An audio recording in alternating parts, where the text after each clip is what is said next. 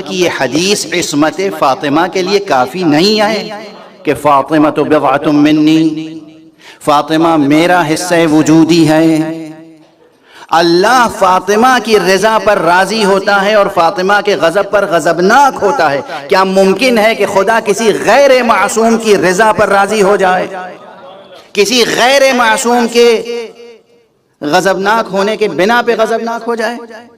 یہ اعلان مصطفیٰ صلی اللہ علیہ وآلہ وسلم،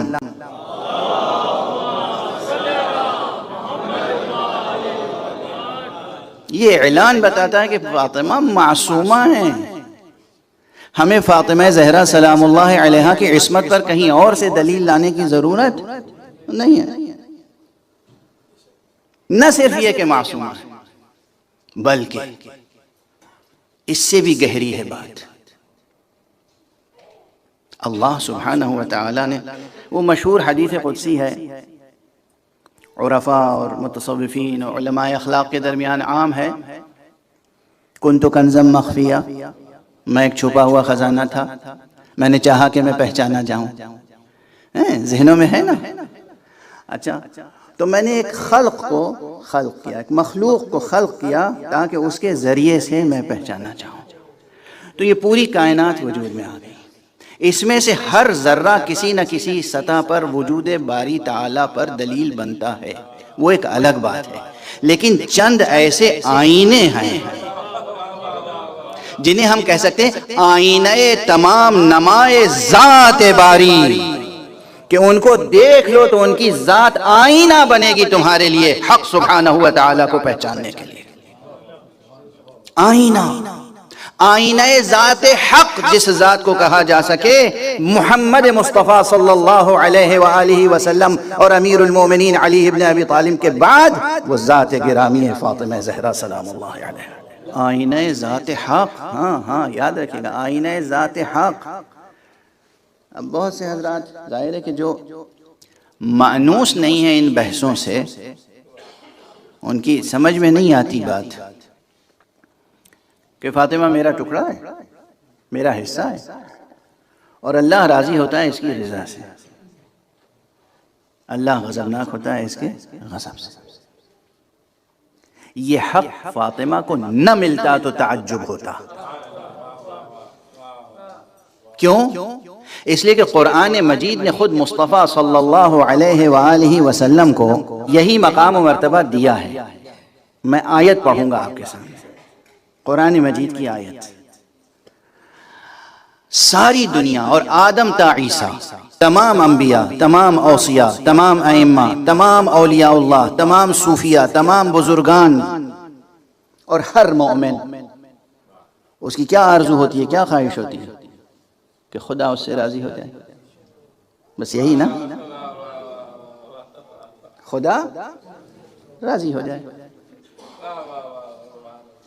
ہم نمازیں پڑھتے ہیں کس لیے؟ تاکہ خدا ہم سے راضی ہو جائے۔ روزے رکھتے ہیں کس لیے؟ تاکہ خدا ہم سے راضی ہو جائے۔ حج پہ جاتے ہیں کس لیے؟ خدا نخواستہ تجارت کی نیت تو نہیں ہوتی ہوگی۔ حج پہ جاتے ہیں اس لیے کہ خدا ہم سے راضی ہو جائے۔ خمس دیتے ہیں تاکہ خدا ہم سے راضی ہو جائے۔ زکوٰۃ دیتے ہیں تاکہ خدا ہم سے راضی ہو جائے۔ جہاد کرتے ہیں تاکہ خدا ہم سے راضی ہو جائے۔ آخری رتبہ اس انسان کے کمال کا یہ ہے کہ خدا اس سے راضی ہو جائے، اور انبیاء بھی یہی آرزو رکھتے ہیں۔ تنہا وہ ذات پیغمبر خاتم ہے جس کے لیے خدا یہ چاہتا ہے کہ مصطفیٰ راضی ہو جائے۔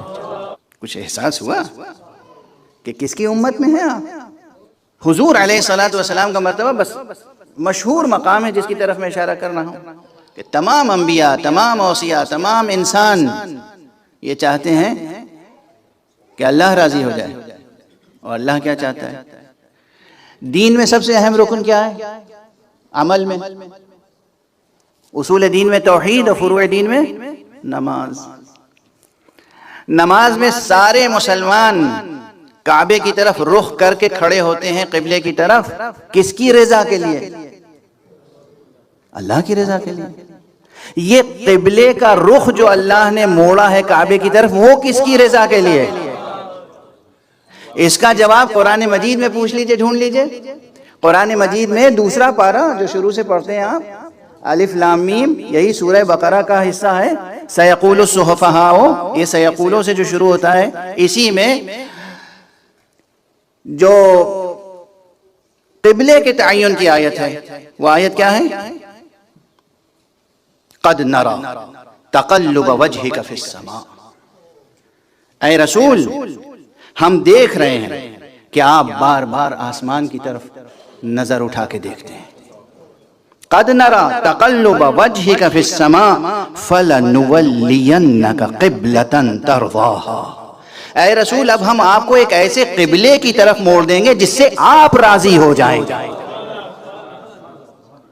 یہ کوئی حدیث نہیں ہے، یہ کوئی تاریخی بیان نہیں ہے، یہ کسی مورخ یا ادیب یا شاعر کا اسٹیٹمنٹ نہیں ہے، خدا خود فرما رہا ہے کہ میں اس قبلے کو معین کر رہا ہوں تاکہ مصطفیٰ آپ راضی ہو جائیں۔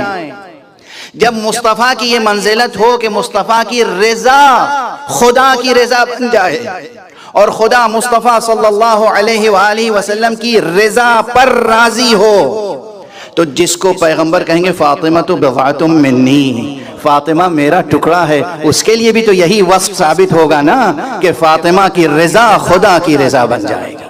میں نے آپ حضرات کے سامنے جو پہلا جملہ عرض کیا تھا اس کی کم سے کم ایک جلی مثال پیش کر دی۔ جتنے مراتب سرکار رسالت مآب صلی اللہ علیہ وآلہ وسلم کے لیے قرآن مجید میں حق سبحانہ و تعالیٰ کی طرف سے ثابت ہیں، بجز نبوت و رسالت، نبوت اور رسالت کو چھوڑ کر باقی جتنے مراتب، اوصاف، فضائل ثابت ہیں، ان سب میں حصے دار ہے فاطمہ،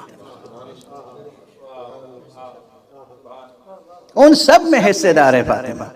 اس لیے کہ فاطمہ پیغمبر فرما رہے ہیں، یہ نص صریح، اعلان صریح اور بیان فصیح، اس میں کسی ابہام کی گنجائش نہیں ہے، نہ شک نہ شبہ نہ ابہام۔ فاطمہ تو بضعۃ منی، فاطمہ میرا حصہ ہے، فاطمہ میرا حصہ ہے، میرے وجود کا حصہ ہے۔ میں جان بوجھ کے ٹکڑا نہیں کہہ رہا ہوں، حصہ کہہ رہا ہوں۔